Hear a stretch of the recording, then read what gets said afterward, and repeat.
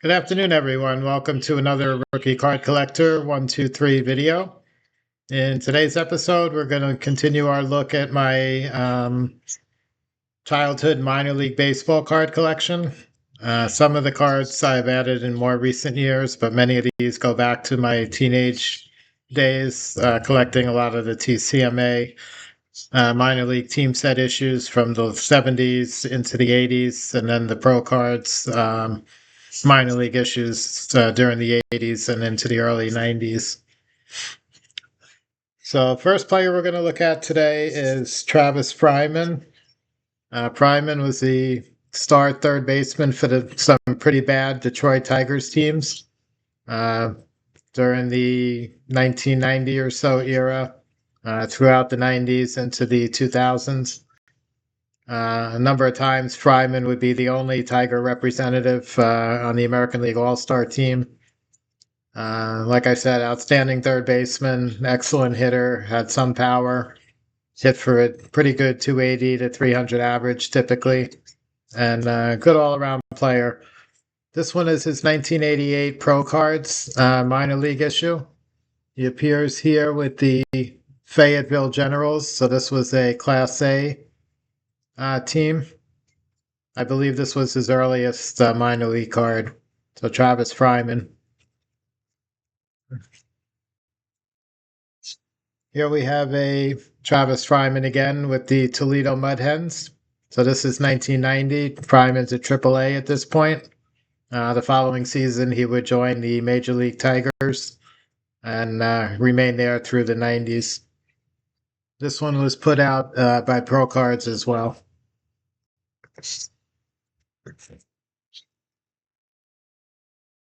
Next up, we have another ProCards minor league team set card. This is the 1989 Travis Fryman.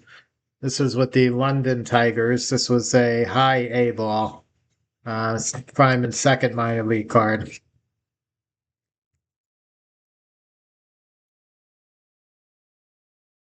And this one is another 1990 ProCards. These were not minor league team sets. This one came from a wax pack issue where you can open up packs, and they had all the star ball players for some of the various minor leagues, AAA, AA, and Single A. So Fryman appears again with Toledo on this 1990 ProCards. 1991, actually, this one. 1991 ProCards issue. Okay, the next couple are really not minor league cards, but they are Venezuelan cards from the Venezuelan League. So this was a major league issue. These were all players that played the winter ball in Venezuela.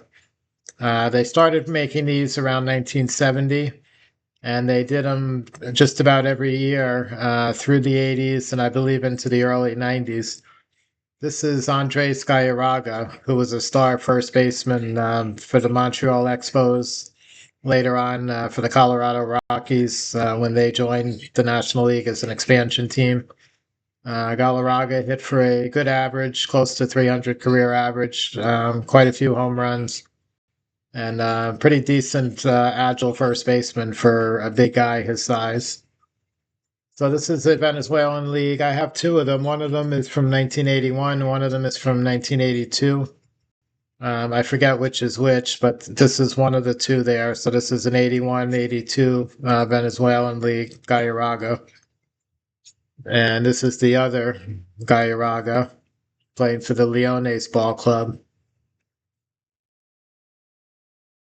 And another 81, 82 Venezuelan League. So his rookie card appears in the 1986 update traded sets.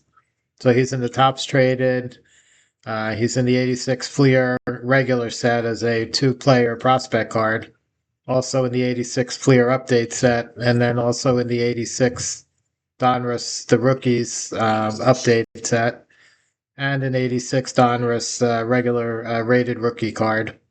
So 86 was the earliest major league cards for Galarraga. These are 81 and 82. So these predate those by 4 or 5 years.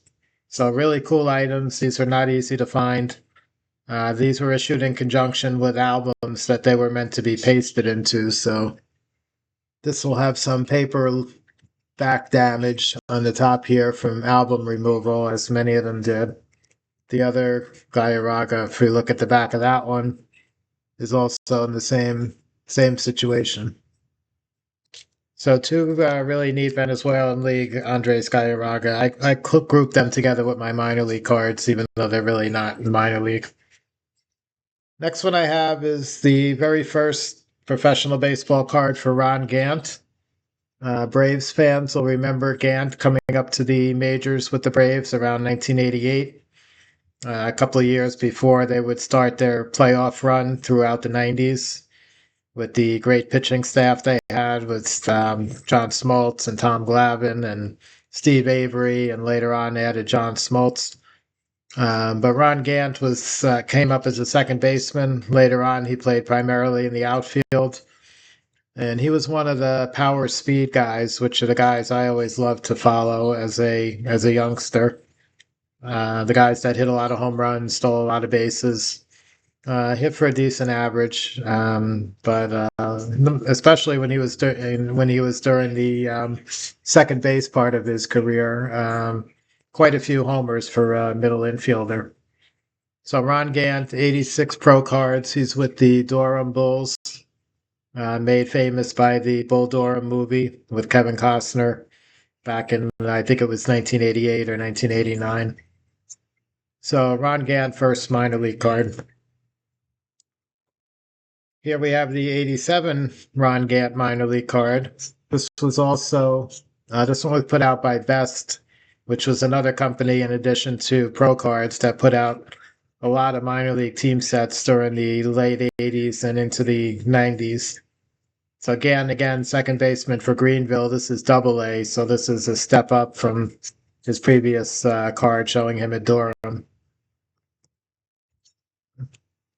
Here we have a 1987, same season, same Greenville uniform, Ron Gant again. This was an all-star team set. So they made minor league team sets of all the ball clubs, and then they oftentimes made all-star team sets as well for the players that played in that year's midseason all-star classic. So this Ron Gant, second base, again for Greenville. Here we have the 1988 Ron Gant Pro Cards. This one's picturing him at Richmond, which is the Braves AAA affiliate. So this is right before he would go up to Atlanta and take over second base for the Major League Braves. So Ron Gant Pro Cards, Richmond. Next one may not be a familiar name to everybody. I was a big Blue Jay fan during the 1980s, and Damaso Garcia was an integral part of the beginning of building a winning ball club in Toronto. He was a second baseman, hit for a pretty good average for a few years, batted over 300 once or twice. Not really any power, but a fast guy, stole quite a few bases. Was an excellent defensive second baseman and an integral part of the first winning ball clubs in Toronto, as the Blue Jays were an expansion team that began in '77, and by the mid '80s they were an American League power. Next up is a 1986 minor league card for Tom Glavine. This was in the Southern League, which was a Double A ball. He was with Greenville, the Braves Double-A team. And again, this is one of those all-star team sets.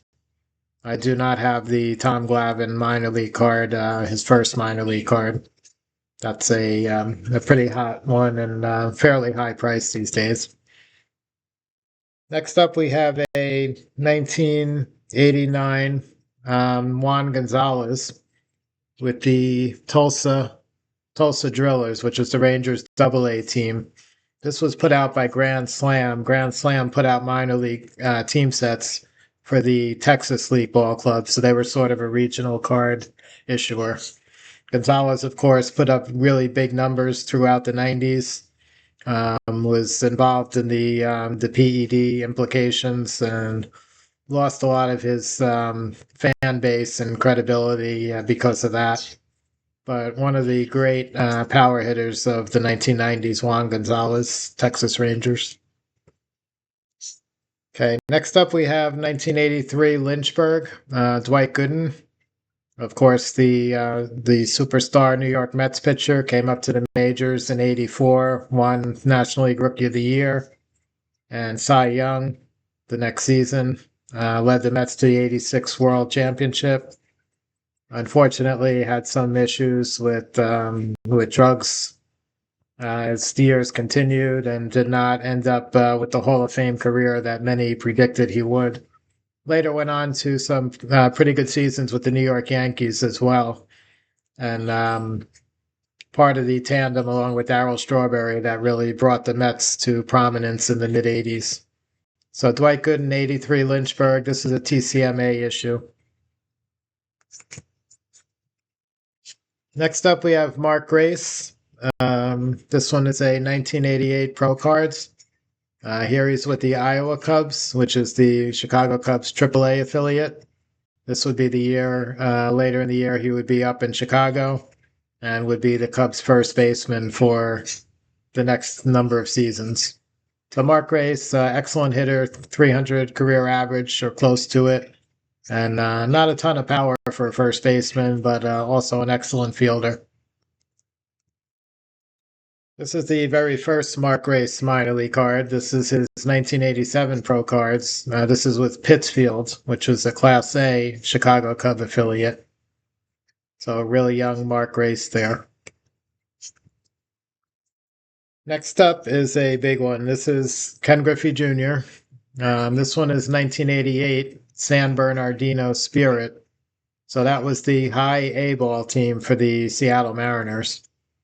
This would be his last season in the minor leagues, 1988, before he would come up to Seattle in 1989 and become the Hall of Fame outfield great that he was.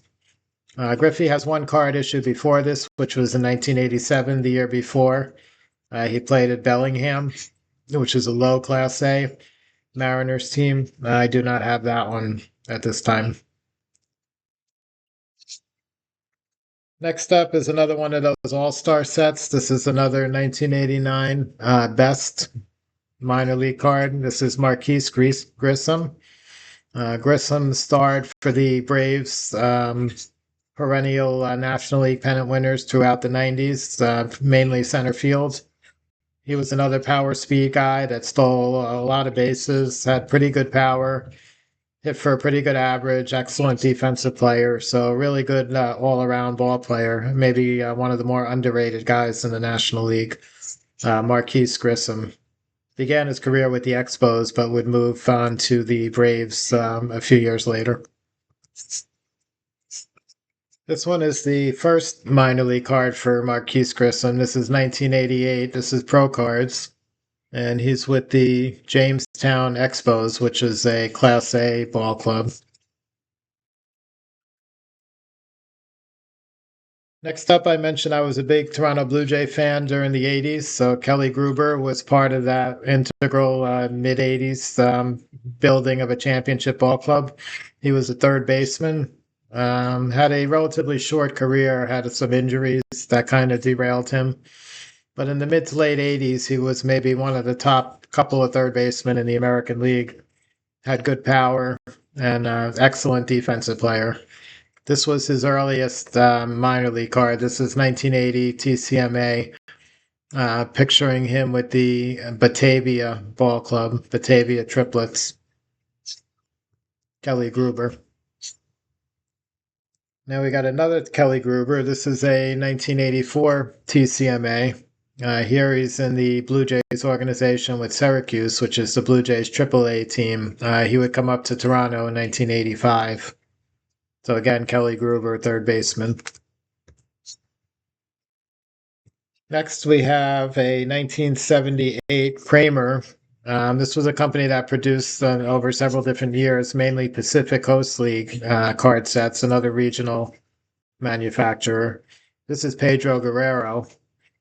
He would go on to become a star, initially third baseman with the Los Angeles Dodgers, eventually would move to the outfield.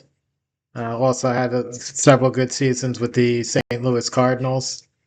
Not quite a Hall of Fame level player, but at his peak time, in the middle of his career, you can pretty much count on him for close to 30 home runs, 100 RBIs, and near a 300 batting average almost every season. So Pedro Guerrero, outstanding player. Here we have a 1979, year later, Pedro Guerrero. This is with the Albuquerque Dukes, AAA team for the Los Angeles Dodgers. Again, excellent hitter and slugging great. Next up, we have our only autograph card, I believe, today. This is Vladimir Guerrero.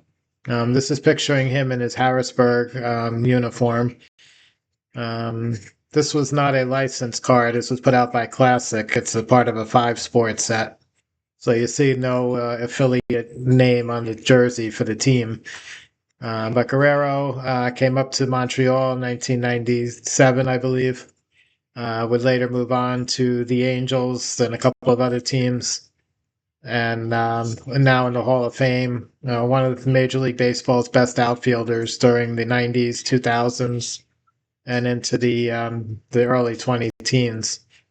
Outstanding throwing arm in right field, one of the best ever, probably at the Roberto Clemente level.